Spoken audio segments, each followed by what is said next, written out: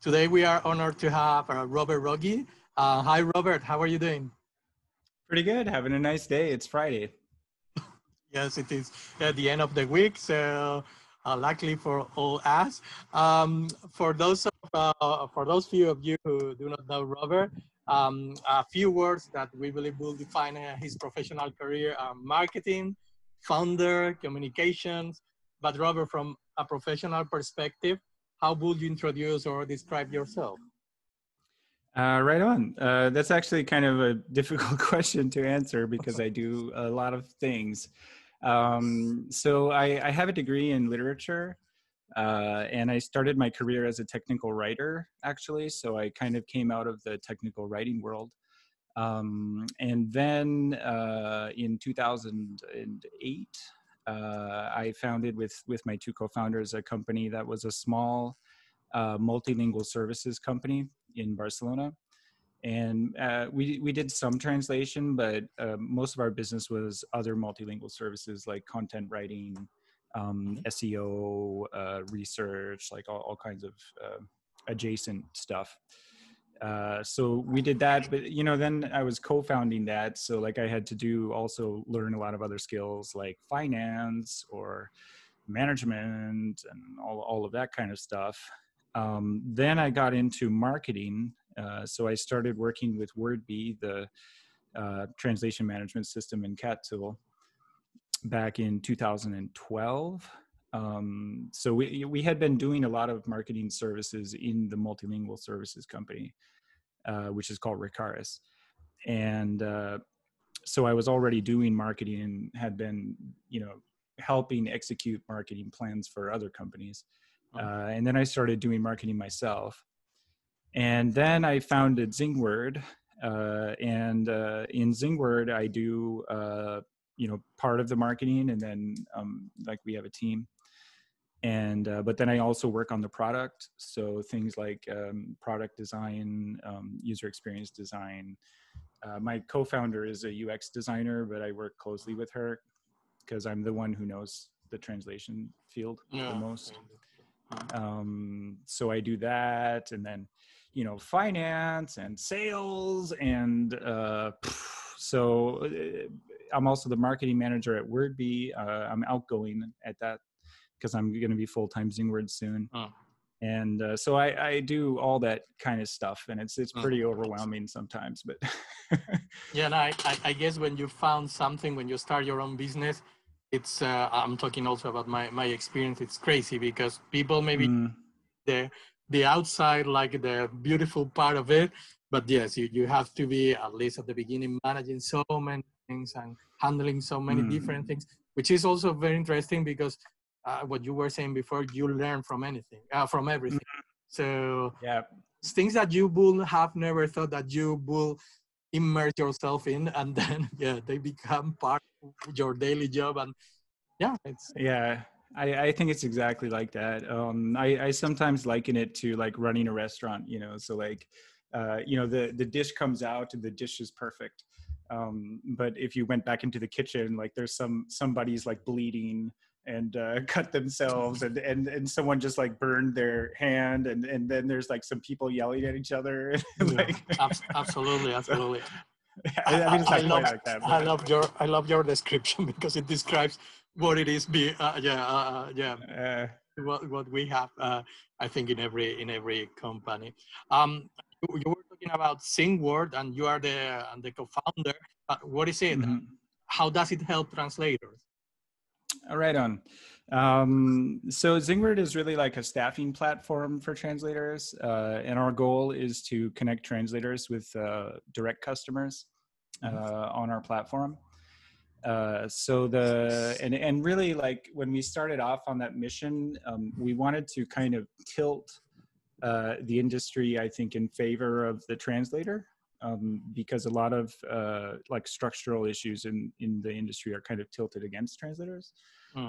So we wanted to kind of tilt those things back towards the translator, and also develop tools for the customer side that could be used by somebody who maybe didn't know how to use a translation management system or something like that. So trying to really make the experience of working with translators and building relationships with them, continuing to work with them, try to make that possible for a direct customer to do.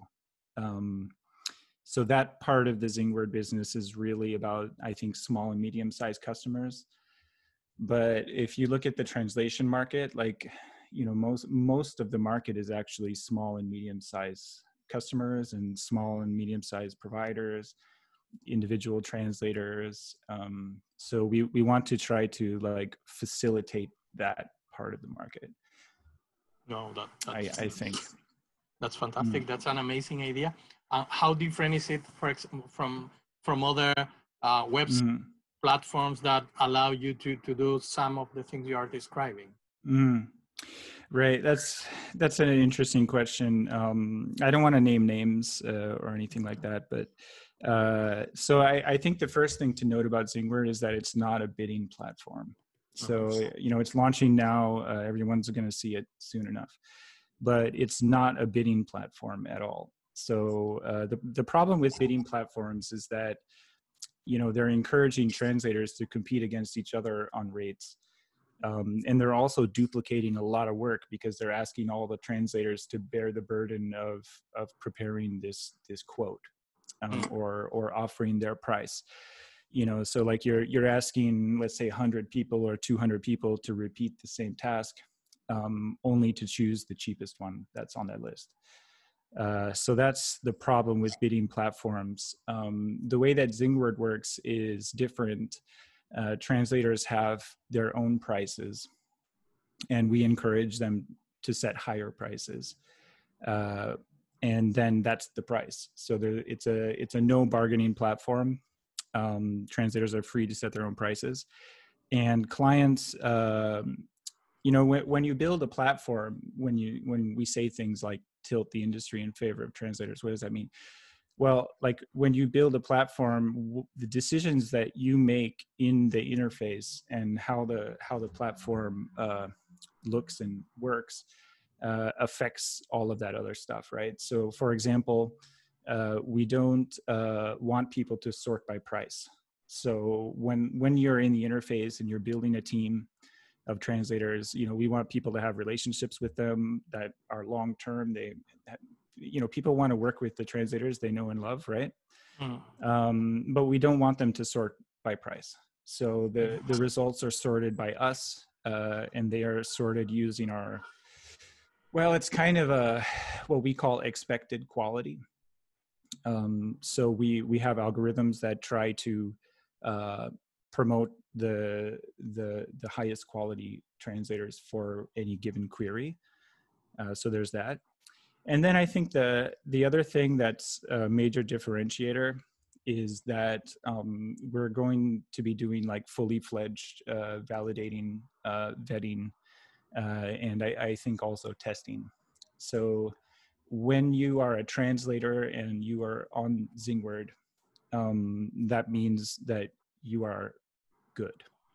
And if you're, you know, not a professional translator, then it's not the place for you. So it's not a fully open sort of staffing platform where anybody can join. I think that our long-term goal is that Zingword becomes kind of a de facto certification almost for translators.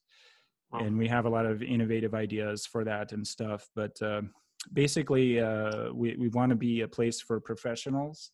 And then we want to limit those customer behaviors, like what happens on auction or bidding platforms that are, I think, promoting also a lack of professionalism. So I think that covers that.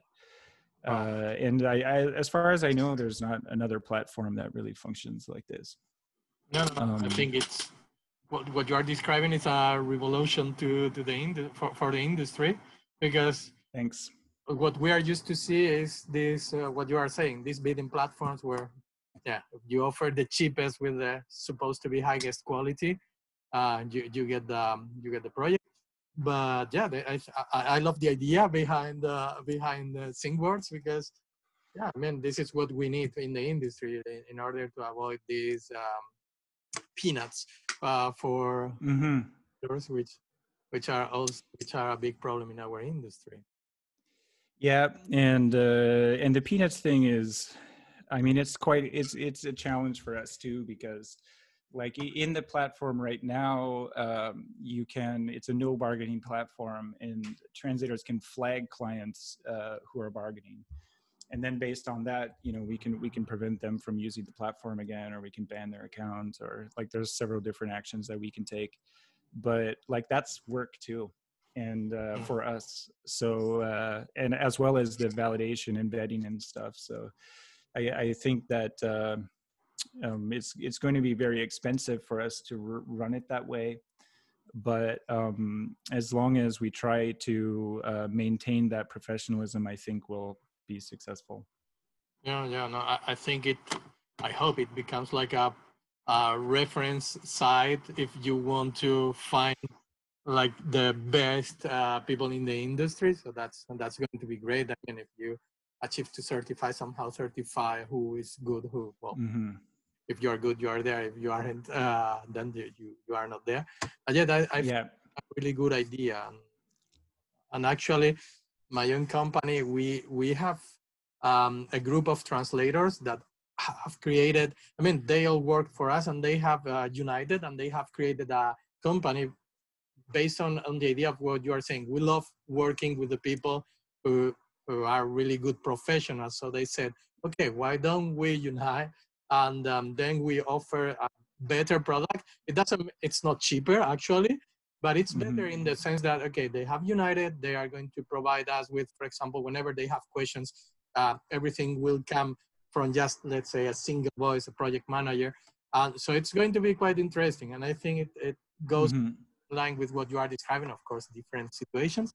But I think that's the way. Is it kind of like a co-op or? Yeah. That's what they have created, something like that. And it's nice. Because, yeah, they are more powerful. They have one voice. And I like it because I love working with them. So, yeah, why not? Of course. Yeah, I think the co-op model is a pretty good one for translators. So, like, I mean, it's different than Zingword, which is fine. But I do think that, translators should look harder at forming co-ops because that makes a lot of sense for the translator. Yeah, absolutely. We are talking about your entrepreneurial side. Zingword is one of the companies you have created, but it's not the only one, not the first one. So, of course, behind wanting to start new companies, why did you decide also to get involved now in the translation? Yeah, that's a good. So I kind of fell, like a lot of people, I just fell into the industry. Like I started with technical writing. I was working at Hewlett Packard, but actually I was working via Lionbridge. So Lionbridge also offers tech writing services. And then we had this opportunity. No, that's not. So at that point in time, we thought, okay, in Barcelona, there's all these mistranslated restaurant menus. Let's start a little side project and translate restaurant menus. But then we got in this huge project. It wasn't even translation. It was content writing in different languages in the e-commerce sector.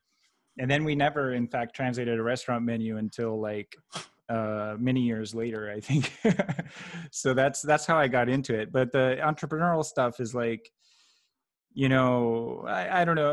Already when I was in my 20s, I was like, oh, someone should do this or someone should do that. Someone should do it, like, and someone should do is interesting. But then at some point in time, I'm like, I got to do something, because I had all these ideas and stuff. I think that Zingword for me at that time,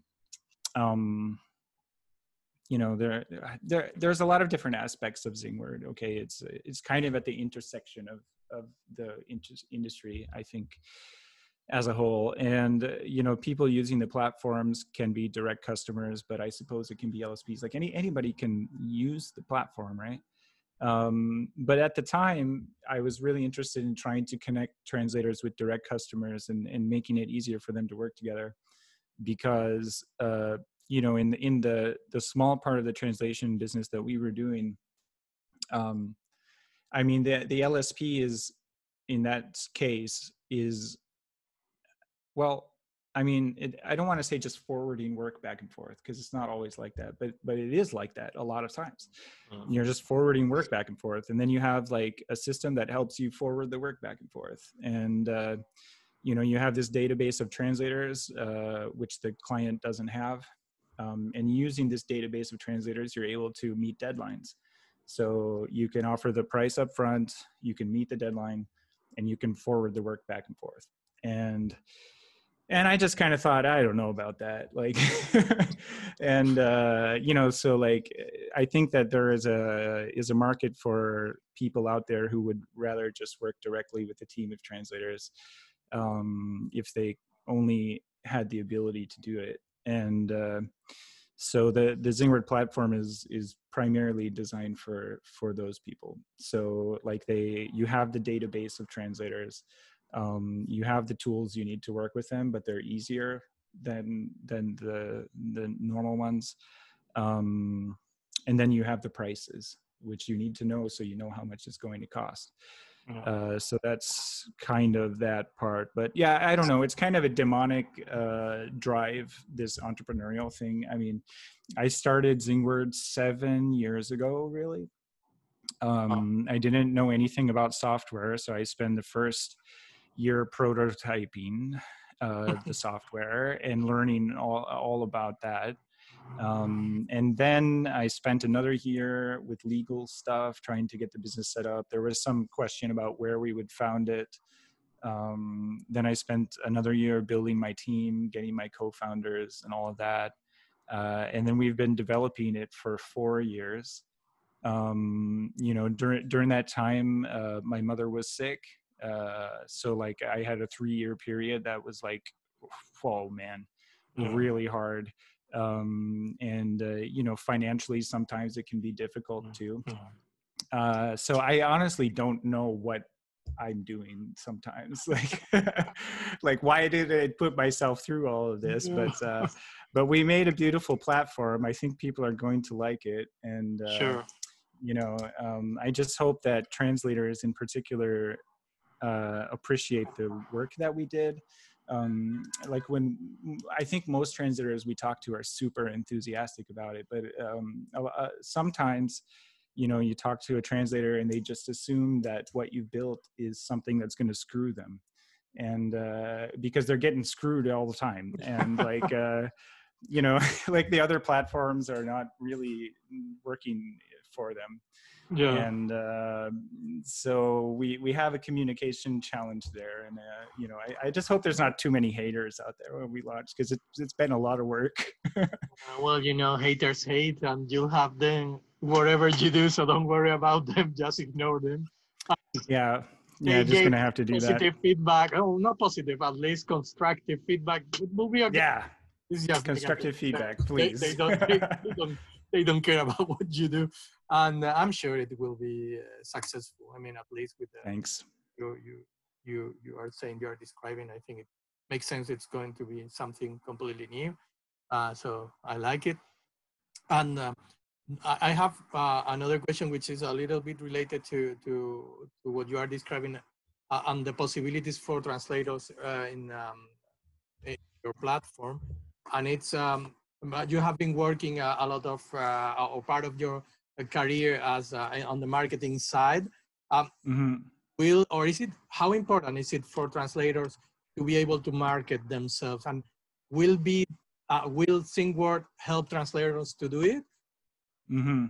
Yeah. So translators marketing themselves. I mean, it's such a burden. I think, to ask somebody sometimes to, run their own business, because like every translator that's a freelance translator is their own business, and they have to run their business as professional as anyone else runs their business. And then they have to do all this marketing work on top of it. And it's a lot, I think, to ask of anybody to do that.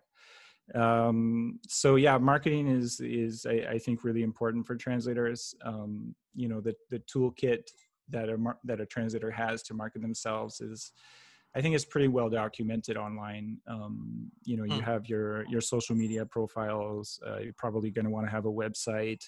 If you can do it, maybe you can operate a newsletter. There's a lot of ways of communicating with clients that can, keep them coming back.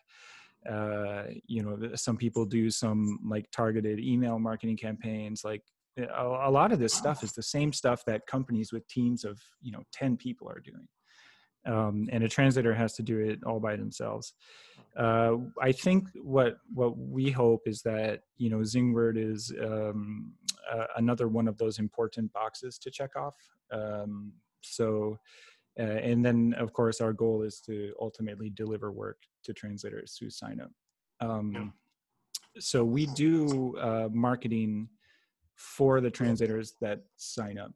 I don't think I'm at liberty to describe all the ways that we do that, but we are actually marketing the translators' services and trying to help them to build long-term relationships with their clients.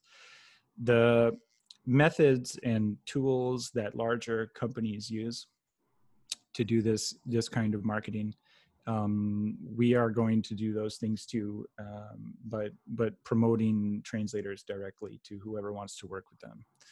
Which, I mean, that can be a customer, like a direct client. It can be an LSP, but that's kind of, I think, the most I can say about that.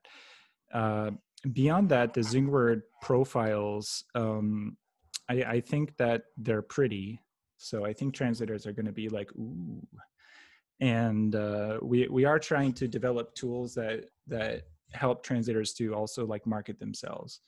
So, for example, we've built a continued professional development tracker on Zingword. So when we launch now, we have 7,000 translators signed up, and I'm sure we'll have many more.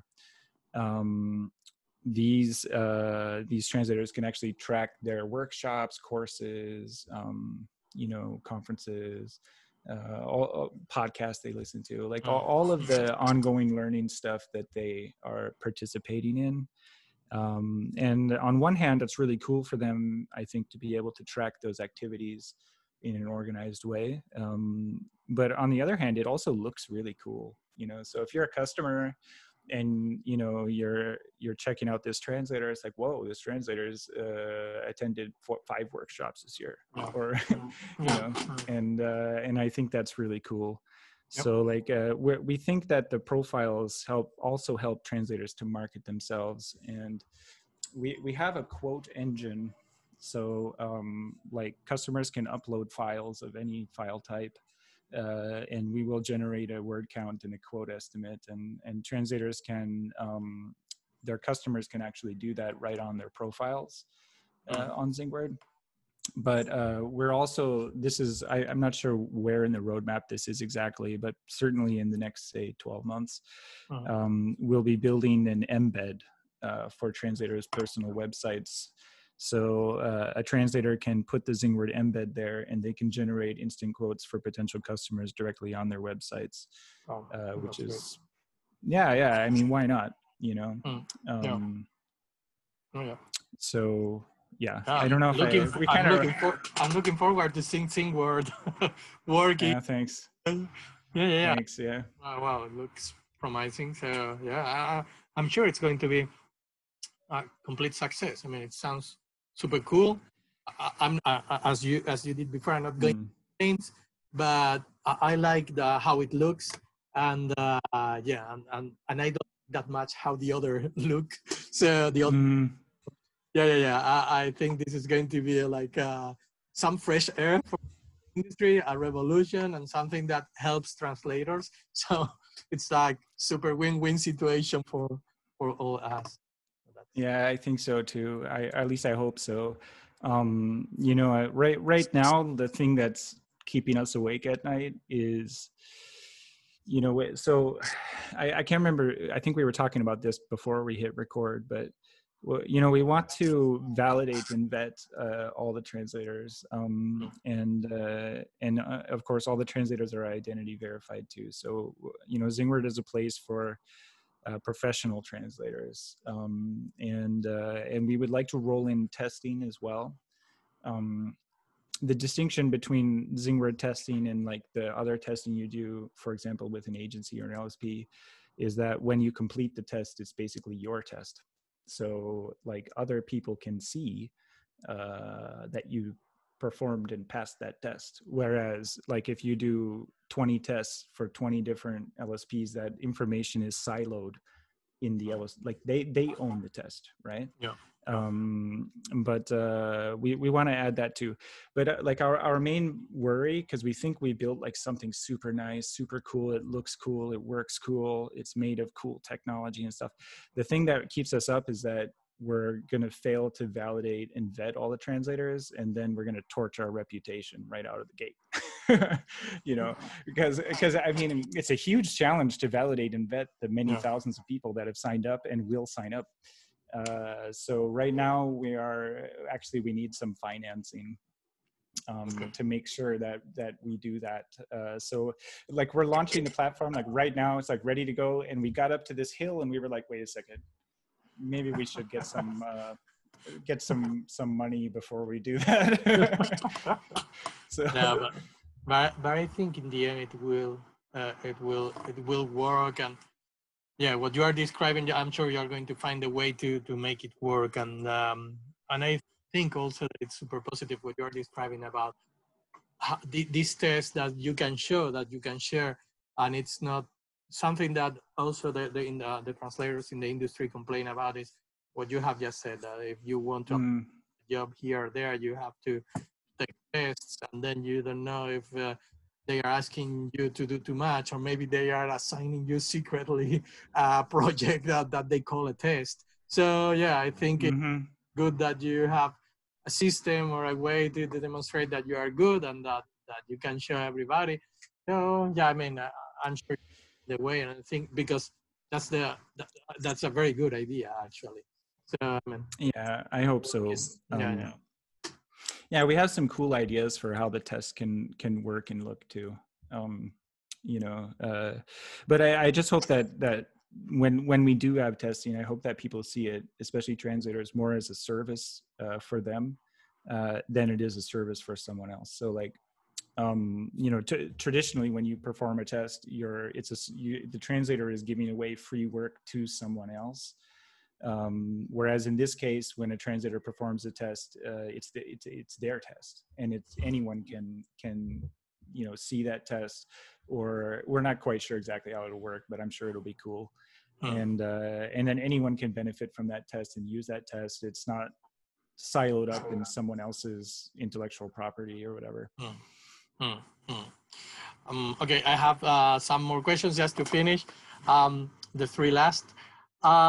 Which three tools, apps or websites, would you say that you can no longer live without? I mean, which are the best you are, or the ones you are that have changed your life, of course, from a professional perspective? Right on. Yeah, I really like this question. I'm kind of an app freak. You know, when you work in marketing, you just get used to using so many apps. Man, I think that's really helped us to design Zingword too, because we're all just like 100% in that world, and you learn a lot by spotting other people's interface mistakes and stuff. But I suppose you know, I would have to start with like Trello. I just really like Trello. It's simple. Like in marketing work, it's really perfect for publishing content and pushing content on social media. So, you know, you have your process, which is in the columns, and each card is probably a blog post or a podcast or whatever you're working on. And you know, and then it goes across, it has like a review step, it has a publishing step, and it just goes right across the board. And people can comment on it, and you have your checklist on there. And like Trello is, you know, for marketing work, and a lot of work really is pretty good. We use Trello for our product backlog as well, and managing a lot of our product work.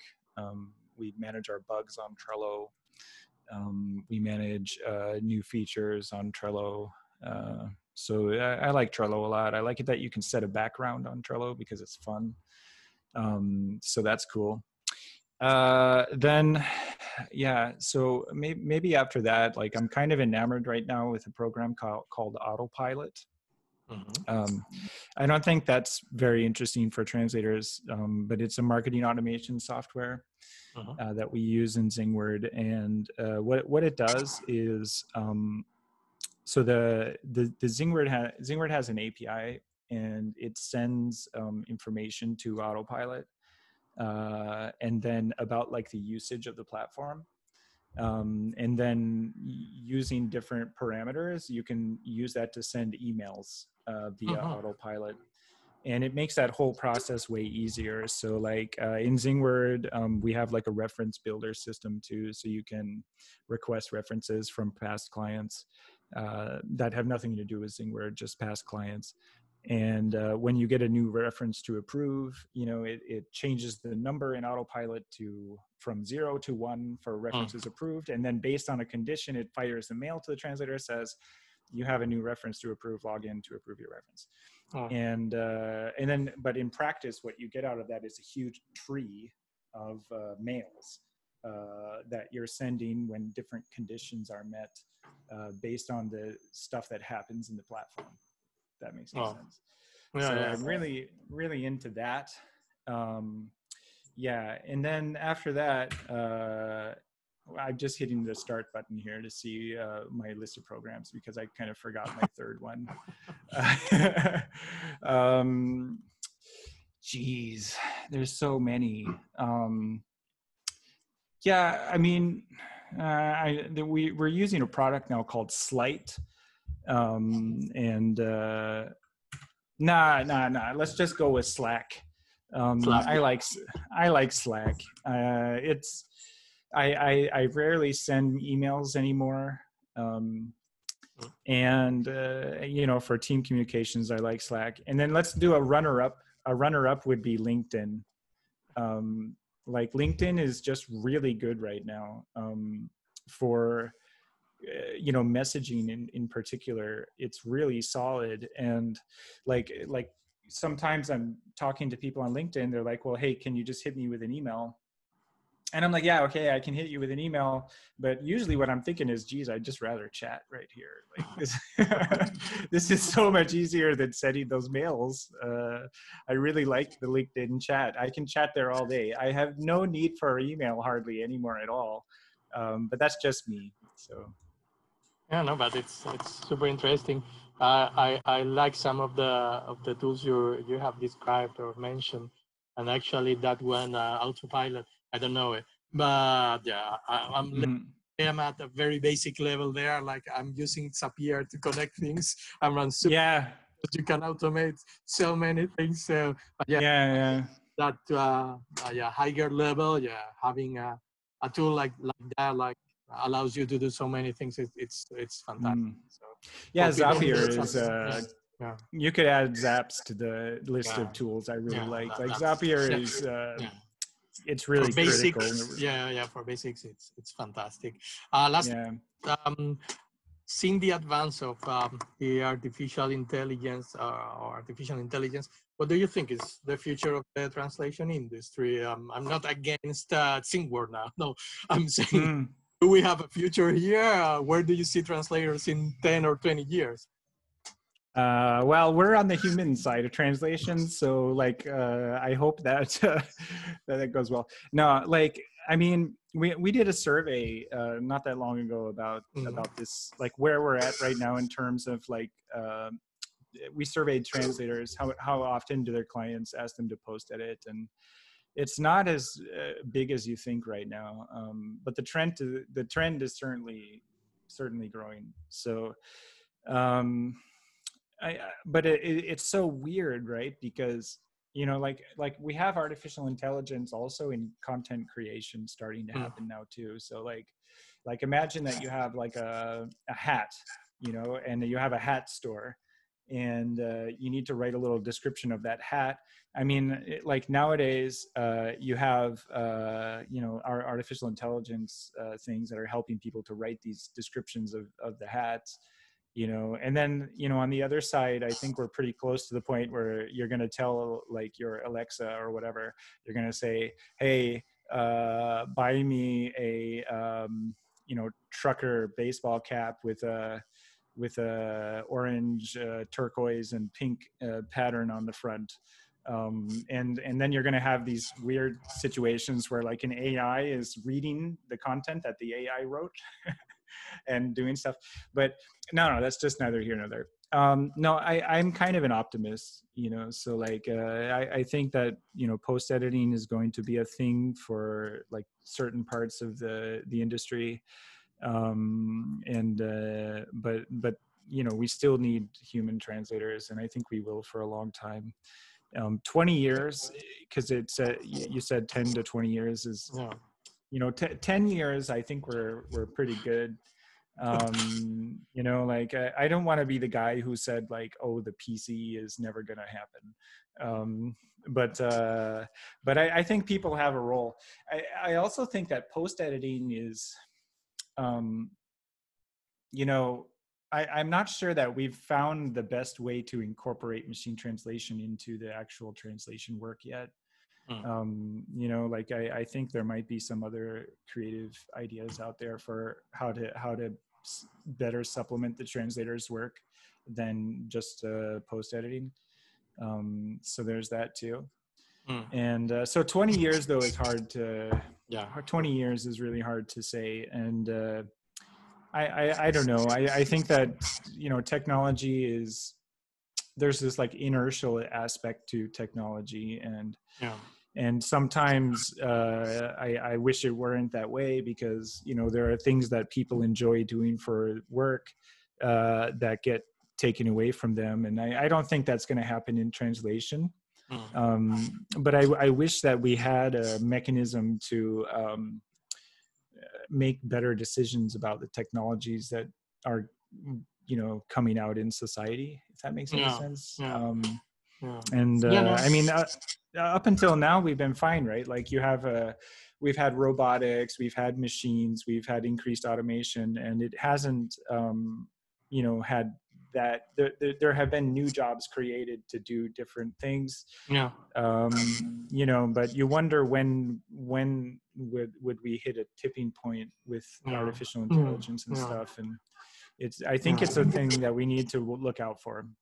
And actually, while you were talking, I was thinking also of us as customers and what we start taking as or accepting. For example, we get like these reviews of products or services, and sometimes it's created with, of course, someone writes it in a language, it's automatically translated by artificial intelligence, and we accept it. So maybe as customers, we should be a little bit more demanding something better, because we are accepting, so it's okay, it's not good, but I understand it. So I said that a long time ago too, and people kind of looked at me funny, but I do think that's a bigger issue. It's not, you know, is the machine translation going to be perfect? It's I don't think it's that close. But the bigger thing is like, are people's expectations going to change when they're reading content? But then, you know, there's another aspect here too, which is just the explosion of content. You know, so we're not even close yet to peak content. Peak content is still exploding, and you know, we have more and more content to translate. So I don't know. Like I think there's going to be work for translators well into the future. I mean, some people are like, you know, I think so. And some people say, oh, you know, translators are going to have to diversify. You know, I was on a panel at a university, and one of the other panelists said that the romance of translation is dead. I don't buy into any of that. Like, I mean, I do think it's a good thing for a translator to maybe branch out into copywriting or something if they feel like they're creative. Yeah, why not, right? But I think there's going to be plenty of translation work into the future. And, you know, also like look at cat tools. Like, this is a fascinating subject, but like we did in the same survey about machine translation. I can't remember what the numbers were, but I think it was like half of their customers don't even ask the translator to use a CAT tool. So like we have translation memory. Translation memory is a big deal. But actually, like, there's a lot of people not using it and don't know what it is. And if maybe the translator uses it, but their clients don't know anything about it. And the client, they appreciate the service they're getting from the translator. It's worth it for them. They don't think about the translation memory because they're already getting great service and things are working great. That's interesting. Sometimes you don't know something exists, and so we're talking about machine translation, but translation memory is still not even and actually machine translation has existed for many years. It's getting better. I think it's far from what you were saying, far from being perfect, but it is getting better though. We'll see. Last question. We have been talking a lot about translators. What would you recommend those who are starting today in the translation industry, or looking, maybe they didn't start today, but they are looking for their place in it? Well, first of all, I think it's a good industry to go into. There are certainly trials and tribulations for freelance translators. You read about freelance translators that are like, oh, I'm knocking down 6 figures and all of that. And like, that's not the case for a lot of professional translators. A lot of professional translators have some, because it's a business, it's a freelance business. It has its ups and downs and stuff. But if you care about languages and that's what you want to do, I think it's a great industry to be in. Otherwise, I think it's just a question of like checking off boxes. Make sure you have your LinkedIn profile, make sure you have hopefully your Zingword profile, get your website up, pick up some clients, maybe you're starting your career. It's like any other career, you might not have the best rates at first, but you can get some solid clients, you can get that work coming in, and then you can sort of develop a specialization, or you might be pre-specialized, like if you studied engineering, then you're already specialized. But if you study translation, maybe you need to specialize over time. And then just keep trading customers up, so like you got a customer here, oh, they're great. But you can always look for other customers at the same time, keep that marketing going. When you find a few better customers, then you can drop some of your old customers. And just keep going on and like that, and try to translate the stuff you like. I think that's important too, do what you like to do. I tell that to everybody. Do what you like to do. Study what you want to study. If you're going to university, you want to study literature like I did, my dad was like, Robert, what are you doing? And I'm like, Dad, I'm fucking doing this. I don't know if I can swear on your podcast. And then it worked out for me because I did what I wanted to do. And so do what you want to do, and just bring your best. Yeah. I understand you perfectly well, because I come from, my father is an engineer, so studying was like, okay, so what's that for? I mean, what are you going to do with your life after you finish your right. So it's it's kind of difficult sometimes to explain that, okay, this is what I like, so that's what I'm going to do. So there you go. So you can just play this podcast to your parents if you're looking into the translation industry for a degree or going into it. Play this podcast for your parents. Absolutely. Well, Robert, it has been a pleasure listening and learning from you. I wish you the best of lucks with Zingword. I love the idea, so I guess it's going to be super successful, and I wish that to be. And and I have learned a lot, and I have liked and enjoyed a lot talking to you. And the best for Zingword. Keep us updated with news about it. And the best for you too, and the best for TranslaStars. What you're doing there is also super cool. and you know, the courses and activities and your podcast. I think you're doing a great job. We're trying to provide something or to give something to the industry as you are doing. So that's great. You are. Robert, have a really nice day. Ciao, ciao. You too.